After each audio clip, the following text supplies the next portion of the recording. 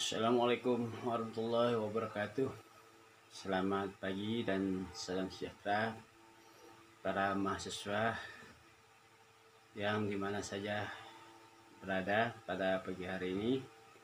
Semoga tetap dalam keadaan sehat selalu. Pada perjumpaan kuliah daring melalui video ini, saya akan menyampaikan secara garis besar tentang mata kuliah Sistem Ekonomi Indonesia. Nah, di dalam mempelajari sistem ekonomi Indonesia ini, terlebih dahulu kita mesti mengetahui ada 3 pokok sistem ekonomi yang ada di dunia ini. Sebagian besar sistem ekonomi yang ada yang kita kenal selama ini hanya ada 3 sistem ekonomi yang sering diterapkan di berbagai tingkat internasional, terutama yang dilakukan oleh beberapa negara maju, negara sedang berkembang, dan negara miskin. Nah, dari ketiga sistem ekonomi yang terkenal ini,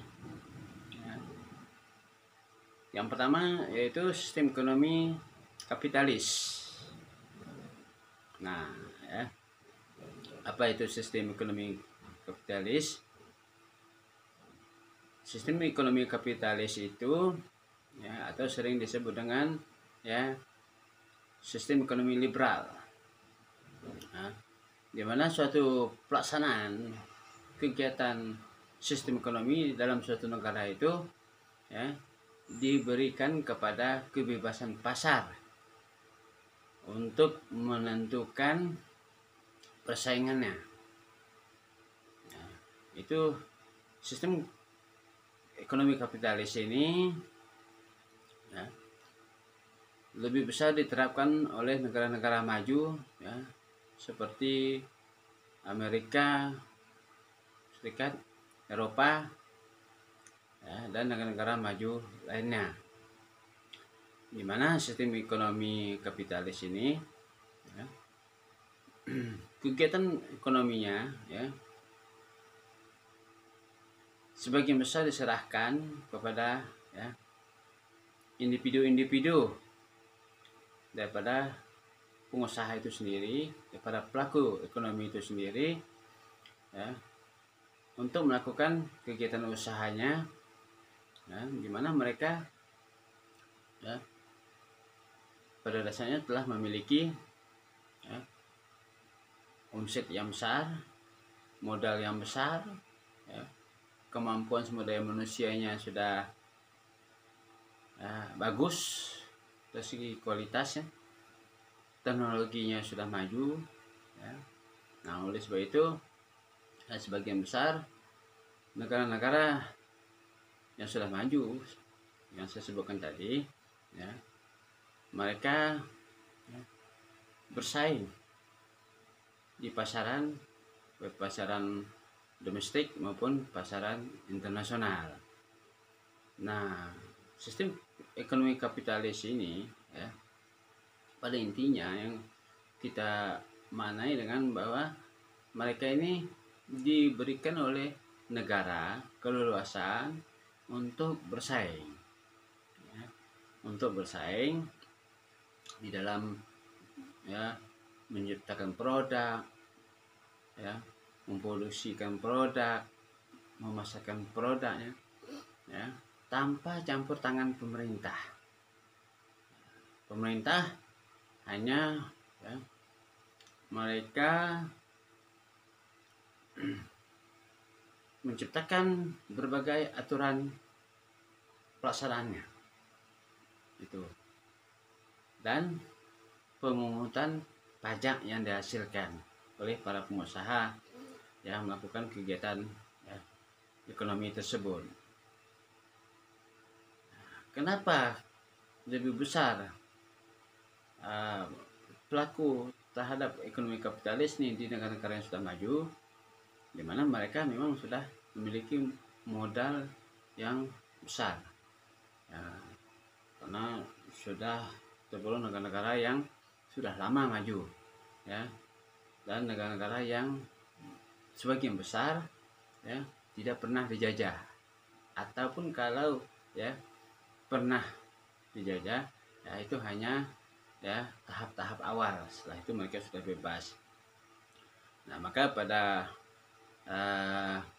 tahun 18-an ya, itu mereka sudah mengadakan revolusi industri ya, mereka sudah jauh maju dari negara ya yang di Asia ini yang baru berkembang ya, yang dimana mereka juga di Asia ini rata-rata ya wilayah ya jajahan pada tahun ya 80-an pada tahun 1880-an, pada tahun ya 19 ke atas ya, di bawah 1945 itu rata-rata negara-negara Asia ini ya negara jajahan dari negara maju. Jadi wajar kalau negara-negara maju memang sudah memiliki kemampuan di dalam mengumpulkan modal, sudah juga terlebih dahulu ya meningkatkan kualitas sumber daya manusianya, termasuk di bidang teknologinya. Negara-negara Asia sebagai pengikut dan negara maju pada bidang ilmu pengetahuan. Nah itu tadi itu ya sistem ekonomi kapitalis atau liberalis. Liberalis artinya bebas, kapitalis artinya yang terdiri dari pemilik modal. Nah, kemudian yang kedua, sistem ekonomi sosialis. Ya, sistem ekonomi sosialis ini pada dasarnya ya itu diterapkan oleh negara-negara yang berhaluan ya komunis, seperti Rusia dulunya, Uni Soviet ya, dan beberapa negara bagian Uni Soviet ya sebelum bubar ya. Itu sosialis itu ya, dimana sistem ekonominya ya semuanya diatur oleh pemerintah, diatur oleh ya terpusat ya oleh penguasa pada ya setiap tingkatan, oleh pemerintah ya pada intinya. Jadi pemerintah menginginkan ya, di dalam sistem ekonomi sosialis ini menginginkan bahwa setiap kegiatan ekonomi itu ya dikuasai oleh pemerintah yang mengaturnya, baik undang-undang maupun pelaksanaannya. Nah tujuannya agar terciptanya suatu pemerataan ekonomi ya, suatu pemerataan pendapatan ya, terciptanya suatu kesejahteraan yang merata, tidak ada gap ya. Nah kalau di liberalis, siapa yang tidak mampu bersaing seperti kapitalis itu maka akan ya bangkrut dengan sendirinya kalau dia tidak mampu bersaing. Tapi kalau di sosialis ini sebaliknya, diciptakan pemerataan maka dilakukan oleh pemerintah sebagai pelaku ekonominya. Nah itu ya sebelum ya tahun 1990-an ini masih berlaku ya sosialis sebelum Uni Soviet bubar ya menjadi Rusia, dan negara-negara lainnya juga ada yang melakukan ya di luar Uni Soviet ya melakukan sosialis. Walaupun pada kenyataannya yang namanya liberalis murni, kapitalis murni itu tidak ada ya 100% dilakukan, baik di barat maupun di negara maju lainnya. Sosialis juga demikian ya, namun 80% mereka awal-awalnya menerapkan kapitalis dan sosialis. Nah sekarang ini negara-negara berkembang pada dasarnya ya, itu menerapkan sistem ekonomi campuran. Apa ekonomi campuran itu? Itu suatu kegiatan ekonomi yang mengambil sisi baiknya dari kapitalis dan sisi baiknya di sosialis. Ya. Nah, itu dikatakan ekonomi campuran. Nah, besar kecilnya yang mana, besar kapitalis atau sosialis? Yang pada ekonomi campuran itu yang diterapkan oleh negara berkembang, ya, itu disesuaikan dengan negara itu sendiri, oleh negara itu sendiri yang ya merancangnya. Nah, jadi itu disebut dengan sistem ekonomi campuran, ya. Nah, di sini juga saya akan menjelaskan ya, apa itu sistem ekonomi Indonesia. Nah, kalau sistem ekonomi Indonesia ini ya pada intinya itu adalah sistem ekonomi campuran. Namun semenjak tahun 1945 setelah disusunnya ya konstitusi kita, Undang-Undang Dasar 1945, maka ya disusunlah di situ bahwa sistem ekonomi Indonesia adalah sistem ekonomi Pancasila. Di mana sistem ekonomi itu yang berlandaskan kepada Pancasila. Apa landasannya? Tentunya ya sila pertama sampai sila ke-5 ya. Nah, itu yang diambil sebagai landasan kegiatan ekonomi di Indonesia ini. Nah, kemudian Undang-Undang Dasar 1945 ya sebagai konstitusi di dalam ya kegiatan pelaksanaan ekonomi kita, ekonomi di Indonesia ini ya, yaitu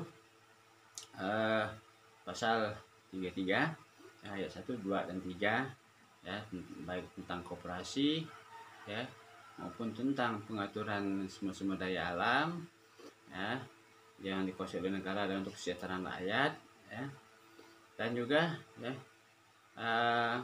teknis-teknis pelaksanaannya. Nah, itu diatur ya pada undang-undang ya yang disahkan oleh DPR dan eksekutif oleh pemerintah ya sebagai ya, turunan dari ya, Undang-Undang Dasar 1945 pada pasal 33 itu, dan diatur lagi dengan peraturan pemerintah, peraturan menteri dan seterusnya sampai tingkat bawah. Nah, pemerintah dalam hal ini kalau untuk di Indonesia dalam sistem ekonomi Indonesia dia tidak mencampuri dalam kegiatan ya, usaha ekonomi rakyat ya.